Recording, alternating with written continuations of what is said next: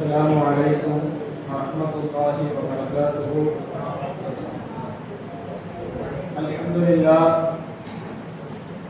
لله رب العالمين والعاقبة للمتقين والصلاة والسلام على سيدنا محمد أشرف الأنبياء والمرسلين وعلى آله وأصحابه ومن تبعهم بإحسان إلى يوم الدين. أما بعد، فقد قال الله تبارك وتعالى في كلامه القديم والفرقان الحميد: أعوذ بالله من الشيطان الرجيم، بفضل بسم الله الرحمن الرحيم.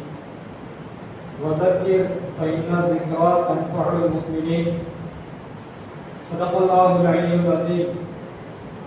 قال النبي صلى الله عليه وسلم: اللهم حبب إلينا المدينة كحبنا مكة أو أشد. صدق رسول الله صلى الله عليه وسلم. புகழனைத்தும் அகிலத்தை படைத்து பரிபாலிக்கக்கூடிய ஏக வல்லவர் அல்லாஹ் ஒருவனுக்கே குறித்தாகட்டுமாக. அல்லாஹ்வின் அன்பும் அருளும் அகிலத்தின் அருள்படையாம் அண்ணலும் பெருமானார் கண்மணி நாயகம் ரசூலுல்லாஹி ஸல்லல்லாஹு அலைஹி வஸல்லம் அவர்கள் மீதும் உலக முஸ்லிம்கள் முஸ்லிம்கள் குறிப்பாக இங்கே அமர்ந்திருக்கக்கூடிய நம் அனைவர் மீதும் என்றென்றும் இருந்து நிலவுக்குமாக. நம் இந்திய திருநாட்டினுடைய 78வது சுதந்திர தினத்தை முன்னோட்டி நம் தாய் மன்றமான மனார் முந்தா மாணவர் மன்றம் நடத்தக்கூடிய இந்த சிறப்பு சுழலும் சுழலத்திற்கு தலைமை பொறுப்பேற்று நடாத்தி கொண்டிருக்கக்கூடிய என் ஆசிரியர் தந்தை இக்கல்லூரியுடைய துணை முதல்வர் ஹசரத் பெருந்தவை அவர்களே, முன்னிலை வகித்துக் கொண்டிருக்கக்கூடிய என்னுடைய ஆசிரியர் தந்தைகளான கல்லூரியினுடைய முதல்வர் உட்பட பேராசிரியர்களே, மாணவர்களே, உங்கள் எல்லோருக்கும் நம் இந்திய திருநாட்டினுடைய 78வது சுதந்திர தின நல்வாழ்த்துக்களை தெரிவித்துக் கொள்கிறேன். கண்ணியமான அல்லாஹ்வின் நல்லடியார்களே, பொதுவாக பிறந்த ஊர், பிறந்த மண்ணின் மீதான உண்டான பாசம் என்பது மனிதர்களுக்கு இயற்கையாகவே இருக்கக்கூடிய ஒரு விஷயம். இப்படியும் சொல்லி காட்டுகிறார்கள், 3 உயிரினங்கள் அது தான் பிறந்த இடத்தின் மீது மிகவும் நேசம் கொண்டதாக இருக்கும் என்று சொல்கிறார்கள். ஒன்று ஒட்டகை, அது தான் எந்த இடத்தில் பிறந்ததோ அந்த இடத்தின் மீது அது பிரியம் கொண்டதாக இருக்கும். இரண்டாவதாக பறவைகள், அது தன்னுடைய கூட்டின் மீது பிரியமுடையதாக இருக்கும். மூன்றாவதாக மனிதர்கள், தாங்கள் எந்த ஊரிலே பிறந்தார்களோ தன்னுடைய சொந்த ஊர், சொந்த நாடு, அதன் மீது அவர்கள் பிரியமுடையவர்களாக இருப்பது என்பது மனிதனுடைய தன்மை. இதிலே நபிமார்கள் கூட விதிவிலக்கல்ல. கண்மணி நாயகம் ரசூலுல்லாஹி ஸல்லல்லாஹு அலைஹி வஸல்லம் அவர்களுடைய அந்த வரலாறுகளை நாம் எடுத்து பார்க்கின்ற பொழுது ஸல்லல்லாஹு அலைஹி வஸல்லம் அவர்கள் தான் பிறந்த அந்த மக்காவின் மீது அவர்கள் எந்த அளவுக்கு பாசம் வைத்திருந்தார்கள், மக்காவின் மீது அவர்கள் எந்த அளவுக்கு நேசம் வைத்திருந்தார்கள் என்பதை நாம் வரலாற்றிலே பார்க்கின்ற பொழுது நமக்கு ஆச்சரியமாக இருக்கிறது. 40வது வயதில் ஸல்லல்லாஹு அலைஹி வஸல்லம் அவர்களுக்கு நுபுவத் வெளிப்பட்ட அந்த நேரத்திலே அன்னை கதீஜா ரலியல்லாஹு தஆலா அன்ஹா அவர்கள் தன் அருமை கணவர் சையதுனா ரசூலுல்லாஹி ஸல்லல்லாஹு அலைஹி வஸல்லம் அவர்களை ஹஜ்ரத் வரக்கத் இப்னு நௌஃபல் அவரிடத்தில் அழைத்து சென்றார்.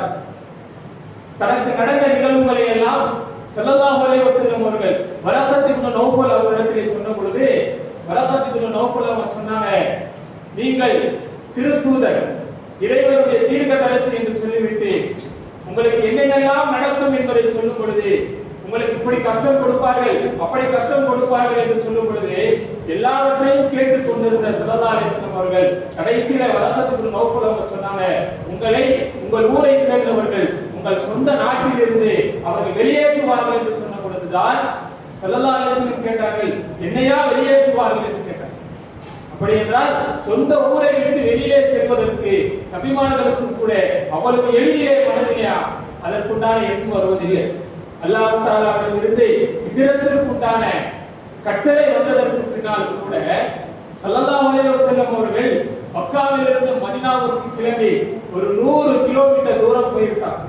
போனதற்கு பின்னாலேயும் கூட மக்காவை பார்த்த அவர்கள் பெரிய மனம் இல்லாமல் அவர்கள் பிரிந்து வந்தார்கள் என்பதை வரலாற்றிலே பார்க்கிறோம். மதீனாவுக்கு வந்ததற்கு பின்னாலேயும் கூட எல்லா நேரத்திலேயும் மக்காவின் மீது அவர்கள் பாசம் கொண்டிருந்தார்கள். கண்ணியத்திற்குரியவர்களே, பிறந்த நாடு, தான் பிறந்த மண்ணின் மீது பாசம் என்பது மனிதனுக்குள்ளே இருக்கக்கூடிய இயற்கையான ஒரு தன்மை. அந்த அடிப்படையிலே தான் இந்த இந்தியாவிலே பிறந்த இஸ்லாமியர்கள் இந்த இந்தியாவின் மீது அவர்கள் கொண்ட பாசம் என்பது அது சொல்லால் நம்மால் வர்ணிக்க முடியாத. கண்ணியத்திற்குரியவர்களே, ஒரு விஷயத்தை நாம் கவனத்திலே வரலாற்றிலே நாம் முதலிலே தெரிந்து கொள்ள வேண்டும். இந்தியாவிற்கும் இஸ்லாத்திற்கும் உண்டான இந்த தொடர்பு என்பது வெறுமனே இந்த முகலாயர்களுடைய ஆட்சி வந்ததற்கு பின்னால் என்று அல்ல. உலகம் படைக்கப்பட்ட நாள் முதல் இந்தியாவிற்கும் இஸ்லாமியர்களுக்கும் உண்டான தொடர்பு என்பது அது இருந்து கொண்டேதான் இருக்கிறது. அல்லாஹ் தஆலா ஆதிபிதா சையதுனா ஆதம் அலைஹிஸ்ஸலாம் அவர்களை இந்த உலகத்திலே அவர்கள் அனுப்ப நாடிய பொழுது வேற எந்த இடத்திற்கோ எந்த ஊருக்கோ அல்லாஹ் அனுப்பவில்லை, இந்தியாவிற்கு தான். சொல்ல போனால் ஆதம் அலைஹிஸ்ஸலாம் அவர்கள் சொர்க்கத்தில் இருந்து கொண்டு வந்த ஹஜ்ருல் அஸ்வத் என்ற கல்லை அவர்கள் இந்தியாவுக்கு தான் முதலில் கொண்டு வந்தார். இந்தியாவோடு இஸ்லாமியர்களுக்கு உண்டான தொடர்பு என்பது நீண்ட நெடிய பாரம்பரியம் உள்ள தொடர்பு. இன்னும் சொல்ல போனால் ஸல்லல்லாஹு அலைஹி வஸல்லம் அவருடைய காலத்திலே கூட இந்தியாவிற்கும் இஸ்லாமியர்களுக்கும் உண்டான தொடர்பு என்பது அது வரலாற்றிலே இருந்து கொண்டிருக்கிறது. அந்த வரலாறுகளை நாம் படிக்க வேண்டும், மற்றவர்களுக்கு அதை சொல்ல வேண்டும். அல்லாஹ் குர்ஆனிலே சொல்கிறார், வதக்கிர், நபியே நீங்கள் அவர்களுக்கு நினைவு கூறுங்கள். ஃபைன ஸிக்ரா தன்ஃபஉல் முஃமினீன், நினைவு கூறுதல் என்பது முஃமின்களுக்கு பயன் தரும் என்று சொல்கிறார். அதை நாம் இன்று விட்டுவிட்ட காரணத்தினால் தான் நம்முடைய வரலாறுகள் இன்று நாளுக்கு நாள் தேய்பிரையை போல ஒவ்வொரு ஆண்டும் இஸ்லாமியர்களுடைய வரலாறுகள் அது இருட்டடிப்பு செய்து கொண்டே வந்து அல்லாஹ் காப்பாற்ற வேண்டும். ஒரு காலகட்டத்திலே இந்தியாவுக்கும் இஸ்லாமியர்களுக்கும் தொடர்பே இல்லை என்கின்ற வரலாறு வந்துவிடுமோ என்கின்ற சூழல். இந்த நேரத்திலே நாம் செய்ய வேண்டியது நம்முடைய வரலாறுகளை இஸ்லாமியர்களோடு மட்டுமல்லாமல் மாற்று மதத்தவர்களுக்கும் நம்முடைய இஸ்லாமிய வரலாறுகளை இந்தியாவோடு நமக்கு உண்டான தொடர்புகளை எடுத்துச் சொல்ல வேண்டும். கண்ணியத்திற்குரியவர்களே, நீங்கள் கேள்விப்பட்டிருக்கிறீர்கள், கேரளாவில் இருக்கக்கூடிய சேரப்பெருமான் அவர்களுடைய அந்த பள்ளிவாசல் ஸல்லல்லாஹு அலைஹி வஸல்லம் அவர்கள் தன்னுடைய முஅஜிஸாவை வெளிப்படுத்திய அந்த நேரத்தில் நிலவை இரண்டாக பிளந்து அவர்கள் காட்டியதை இங்கிருந்து அவர்கள் பார்த்து ஸல்லல்லாஹு அலைஹி வஸல்லம் மீது ஈமான் கொண்டார். முஸ்ததரக் ஹாக்கிமிலே ஒரு ரிவாயத் இப்படி வருகிறது, எந்த மன்னர் என்று தெரியவில்லை. முஸ்ததரக் ஹாக்கிமிலே இப்படி ரிவாயத் வருகிறது, இந்தியாவில் இருக்கக்கூடிய ஒரு மன்னர் ஸல்லல்லாஹு அலைஹி வஸல்லம் அவர்களுக்கு இஞ்சியை அன்பளிப்பாக வழங்கினார். அந்த அன்பளிப்பு ஸல்லல்லாஹு அலைஹி வஸல்லம் இடத்திலே வந்த பொழுது ரசூலுல்லாஹி ஸல்லல்லாஹு அலைஹி வஸல்லம் அவர்கள் அந்த பையை திறந்து அங்கிருந்த சஹாபாக்களுக்கு எல்லாம் அதை பங்கு வைத்தார்கள். இந்த ஹதீஸை அறிவிக்கக்கூடிய சையதுனா அபூ சயீத் அல்-குத்ரி ரலியல்லாஹு அன்ஹு சொல்கிறார்கள், ஸல்லல்லாஹு அலைஹி வஸல்லம் அவர்கள் எனக்கும் அந்த அன்பளிப்பை தந்தார்கள் என்று சொல்கிறார். ஸல்லல்லாஹு அலைஹி வஸல்லம் அவர்களோடு இன்றைய இஸ்லாமிய விரோதிகள் வரலாற்றை எப்படி மாற்ற நினைக்கிறார்கள் யோசித்து பாருங்கள். இந்தியாவுக்கு இஸ்லாம் எப்படி வந்தது? முகலாயர்களுடைய படையெடுப்பின் மூலமாகத்தான் இந்தியாவிற்குள் இஸ்லாம் வந்தது என்று ஒரு பொய் பிரச்சாரத்தை இன்று உலக அளவிலே இந்தியா முழுக்கவும் அவர்கள் ஏற்படுத்துகிறார். யோசித்து பாருங்கள், இந்தியாவிலே இஸ்லாம் வந்தது யாரால்? மன்னர்களால் அல்ல, இறைநேச செல்வர்கள். இந்தியாவிலே அடங்கியிருக்கக்கூடிய எல்லா இறைநேசர்களையும் நீங்கள் பார்த்தால் காயப்பட்டினம் கீழக்கரையை தவிர மற்ற ஊர்களிலே அடங்கி இருக்கக்கூடிய இறைநேசர்களுடைய வரலாறை எடுத்து பாருங்கள். அவர்கள் எல்லோருக்கும் சொந்த ஊர் அதுவாக இருக்கிறார். அஜ்மீரிலே அடங்கி இருக்கக்கூடிய ஹாஜா நாயகம் ரலியல்லாஹு அன்ஹுடைய சொந்த ஊர் அஜ்மீர் அல்ல. நாகூரிலே அடங்கி இருக்கக்கூடிய பாஷா நாயகத்துடைய சொந்த ஊர் நாகூர் அல்ல.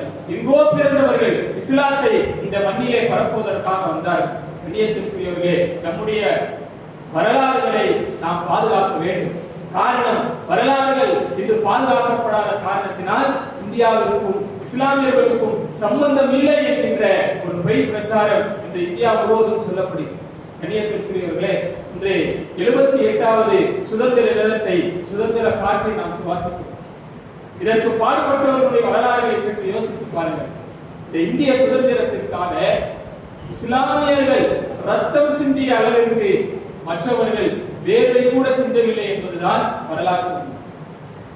இந்தியாவுடைய சுதந்திரத்திற்காக பாடுபட்ட எத்தனை இஸ்லாமியருடைய பெயர்கள் இன்று வரலாற்றில் இருக்கிறது. கண்ணியத்திற்குரியவர்களே, சில தலைவர்களை மட்டும்தான் இன்று இந்திய விடுதலையினுடைய போராட்டத்திலே முன்னிறுத்த முன்னிறுத்தப்படுகிறது. ஆனால் இந்த தலைவர்கள் எல்லாம் போராட்டத்திற்கு வருவதற்கு முன்னாலேயே நம்முடைய இஸ்லாமியர்கள், குறிப்பாக உலமா பெருமக்கள் இந்த போராட்டத்திற்கு அவர்கள் களம் கண்டிருக்கிறார். ஷைகுல் ஹிந்த் என்று சொல்லப்படக்கூடிய ஹஜ்ரத் முஹம்மதுல் ஹசன் ரஹ்மத்துல்லாஹி அலைஹி, ஷைகுல் ஹிந்த் என்றால் இந்தியாவினுடைய ஷேக் என்று பெயர். இதை இஸ்லாமியர்கள் அவர்களுக்கு பெயர் வைக்கவில்லை. அன்றைய காங்கிரசார்கள் தான் அவர்களுக்கு ஷைகுல் ஹிந்த் என்ற பெயர் வைத்தார். மால்டா சிறையிலே அவர்கள் சொல்லி அடங்க முடியாத துன்பங்களை அவர்கள் அனுபவித்து விட்டு உண்மையிலே வந்து திரையிறக்கும் பொழுது அவரை வரவேற்பதற்காக ஒரு பெருங்கொண்ட கூட்டம் வந்தது. அந்த கூட்டத்திலே ஒரு இளம் வயது வழக்கறிஞர் ஒருவர் இருந்தார். அவர்தான் மகாத்மா காந்தி. அவர்தான் இன்று அவரை மட்டுமே முன்னிறுத்தப்படுகிறது. அதற்கு முன்னாலேயே இஸ்லாமியர்கள் பல தியாகங்களை செய்திருக்கிறார்.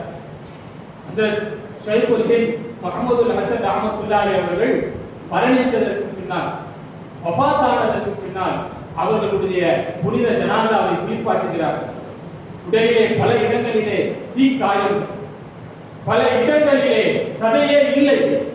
இப்பேற்பட்ட ஒரு ஜனாசாவை குளிப்பாட்டியவர்கள் சொல்கிறார்கள், இப்படிப்பட்ட ஒரு ஜனாசாவை நாங்கள் பார்த்ததே கிடையாது என்று சொல்லிவிட்டு, ஏன் என்ன காரணம் என்று ஷேகுல் ஹிந்த் ரஹ்மத்துல்லாஹியுடைய குடும்பத்தார்கள் கேட்கிறாங்க. அவங்களுக்கும் தெரியல. யார் யாருக்கும் கேட்கிறார்கள், யாருக்குமே தெரியவில்லை. அப்பொழுது அவர்களுடைய மாணவராக இருந்த ஹஜ்ரத் ஹுசைன் அஹமது மதனி ரஹ்மத்துல்லாஹி அவர்கள் கொல்கத்தாவில் இருக்கிறார்கள். அவர்கள் தன்னுடைய ஷேகுடைய ஜனாசாவுக்கு வந்த பொழுது அவரிடத்தில் கேட்கிறாங்க, ஹஜ்ரத் அவர்களுடைய உடலிலே இவ்வளவு தீ காயங்கள் இருக்கிறது, என்ன காரணம் என்று கேட்ட பொழுது ஹுசைன் அஹமது மதனி ரஹ்மத்துல்லாஹி சொன்னாங்க, எங்களுடைய ஷேகுல் ஹிந்த் ரஹ்மத்துல்லாஹி அவர்கள் எங்களிடத்தில் ஒரு சத்தியம் வாங்கினார்கள், நான் உயிரோடு இருக்கும் வரை இதனுடைய காரணத்தை நீங்கள் யாரிடத்திலேயும் சொல்லக்கூடாது என்று சத்தியம் வாங்கினார்கள். இப்பொழுது அவர்கள் மரணித்துவிட்டதனால் நாங்கள் சொல்கிறோம், மால்டா சிறையிலே, மால்டா சிறை என்பது இந்திய போராட்டத்திலே போராடியவர்களுக்காக வேண்டியே கட்டப்பட்ட ஒரு கொடுமையான சிறை. லண்டனிலே இருக்கக்கூடிய சிறைச்சாலையை மையமாக அதை ஒரு முன் மாடலாக வைத்து கட்டப்பட்ட ஒரு மோசமான சிறைச்சாலை. இந்த சிறைச்சாலையில போராட்ட வீரர்களுடைய தரத்திற்கு ஏற்றாற்போல் தண்டனைகள் தரப்பட்டது. சாதாரண தண்டனை. ஷைகுல் ஹிந்த் முஹம்மதுல் ஹசன் ரஹ்மத்துல்லாஹி அவர்கள் இந்த போராட்டத்தினுடைய தலைவராக இருந்த காரணத்தினால் அவர்களுக்கு பல கஷ்டங்கள், துன்பங்கள் கொடுக்கப்பட்டது. தினமும் தீயிலான கம்பிகளால் அவருடைய உடலிலே சூடு போடப்பட்டது. சூடு போடுகின்ற நேரத்தில் அந்த பிரிட்டிஷ் அரசாங்கம் ஒரே ஒன்றைத்தான் கேட்டார்கள், ஷேக் முஹம்மது அவர்களே, முஹம்மதுல் ஹசன் அவர்களே, ஒரே ஒரு வார்த்தையை சொல்லிவிடுங்கள், இனிமேல் விடுதலை போராட்டத்தில் நான் கலந்து கொள்ள மாட்டேன் என்று ஒரே ஒரு வார்த்தையை மட்டும் சொல்லியிருக்க, உங்களையும் உங்களை சார்ந்தவர்களையும் நாங்கள் விட்டு விடுகிறோம் என்று சொன்ன பொழுது ஷைகுல் ஹிந்த் ரஹ்மத்துல்லாஹி அவர்கள் சொல்லவில்லை. ஹுசைன் அஹமது மதனி ரஹ்மத்துல்லாஹி சொல்றாங்க, நாங்கள் எங்களுடைய ஷேகை விஸ்தாரை பார்க்க போனோம், போய் சொன்னோம், நீங்கள் ஏதாவது ஒரு ஹீலாமாலா செய்து ஏனென்றால் இஸ்லாத்திலே உயிர் போகக்கூடிய நேரத்திலே வாயால் இது போன்ற வார்த்தைகளை சொல்வதற்கு இஸ்லாம் அனுமதி தருகிறது. ஈமானுக்கே அனுமதி தருகின்றது பொழுது நீங்கள் ஏன் இப்படி கஷ்டப்பட்டு ஒரு உயிரை மாற்றிக் கொள்கிறீர்கள்? ஏதாவது ஒரு வார்த்தையை சொல்லி நீங்கள் விடுதலையாகி வந்து விடலாமே என்று எங்களுடைய உஸ்தாதிடத்திலே நாங்கள் சொன்ன பொழுது ஷேகுல் ஹிந்த் ரஹ்மத்துல்லாஹி சொன்ன வார்த்தை எங்களை பார்த்து சொன்னார்கள், என்ன நீ அவ்வளவு சாதாரணமாக நினைத்துக் கொண்டாயா? நான் ஹஜ்ரத் பிலாலுடைய வாரிசு, நான் ஹஜ்ரத் சுஹைபினுடைய வாரிசு, என்னுடைய உடலிலே ஓடுவது பிலாலுடைய ரத்தம், ஒரு காலம் நான் சொல்ல மாட்டேன் என்று சொன்னார்கள். இப்பேற்பட்ட தியாகங்களுக்கு பின்னால் தான் இந்த இஸ்லாம் இடத்திலே வந்திருக்கிறது. கணியத்திற்குரியவர்களே, இது நமக்கு எதிராக எவ்வளவு சதி வேலைகள் இந்த நாட்டிலே செய்யப்படுகிறது என்பதை நாம் சற்று யோசிக்க வேண்டும். பொதுவா இந்தியாவிலே இந்த இந்துக்கள் என்று ஒரு சமயமே கிடையாது, அதை நாம் விலகிக் கொள்ள வேண்டும். இந்தியாவிலே 6000க்கும் மேற்பட்ட சமயங்கள் இருக்கிறது. ஆங்கிலேயர் செய்த சதி, இஸ்லாமியர்களுக்கு எதிராக அவன் செய்த சதிதான் எல்லோரையும் இந்துக்கள் ஒரு 3% உயர் ஜாதி மக்கள் இருக்கக்கூடிய அந்த மதத்தோடு இணைத்து எல்லோரையும் இந்துக்களாக ஆக்கி. அப்படி அல்ல, எத்தனையோ சமயங்கள் உருவ வழிபாடுக்கு எதிராக இருந்தது. புத்த மதம் எல்லாம் உருவ வழிபாடுக்கு எதிராக உருவாக்கப்பட்டவைகள். ஆனால் இன்று இஸ்லாமியர்களை அழிப்பதற்காக அவர்கள் எல்லோரையும் அவர்கள் இந்துக்களாக செய்து சேர்த்துக் கொண்டு நமக்கு எதிராக சூழ்ச்சி செய்கிறார்கள். நாம் செய்ய வேண்டியது நம்முடைய வரலாற்றை மற்ற எல்லா சமூகத்திடமும் சொல்ல வேண்டும். இன்று அவர்களுடைய போராட்டத்திற்கு விடுதலைக்கும் நாம் தேவைப்படுகிறோம். இன்றைய மத்திய அரசாங்கம் கொண்டு வரக்கூடிய எந்த ஒரு சட்டமாக இருந்தாலும் அது இஸ்லாமியர்களுக்கு மட்டுமல்ல, மற்ற எல்லோருக்கும் பாதிப்பு என்கின்ற விஷயத்தை நாம் எல்லோரிடத்திலேயும் சொல்ல வேண்டும். கண்ணியத்திற்குரியவர்களே, நம்முடைய வரலாறுகளை நாம் பாதுகாக்க வேண்டிய கடமையிலே இருக்கும். இன்னைக்கு என்ன ஒரு மோசமான சூழல் அப்படின்னா, நம்முடைய முன்னோர்கள் போராடியதற்கு எந்த ஒரு ஆதாரமும் நம்மிடத்தில் இல்லை. அதற்கு என்ன காரணம்? சுதந்திர போராட்டத்திலே போராடியவர்களுக்கு அரசாங்கம் மானியம் தந்த பொழுது நம்முடைய முன்னோர்கள் நாங்கள் அல்லாஹ்விற்காக போராடினோம், இந்த மானியங்கள் எல்லாம் எங்களுக்கு வேண்டாம் என்று மறுத்து விட்டார்கள். அதனால் என்னவாயிடுச்சு? இன்னைக்கு நம்ம இடத்திலே போராடியதற்கு உண்டான ஆதாரங்கள் இல்லை. போராடியவர்கள் தெரியும், ஆனால் ஆதாரங்கள் இல்லை. எனவே நம்முடைய வரலாறுகளை நாம் பாதுகாக்க வேண்டிய ஒரு கட்டாய கடமையில் இருக்கிறோம். எனவே கண்ணியத்திற்குரியவர்களே, இந்த 78வது சுதந்திர தினத்தினுடைய இந்த நிகழ்வில் இருந்து நாம் ஒரு உறுதிமொழியை எடுக்க வேண்டும். நம்முடைய வரலாறுகள் நாம் தெரிந்து கொள்ள வேண்டும், அதை மற்றவர்களுக்கும் கொண்டு போய் சேர்க்க வேண்டும்.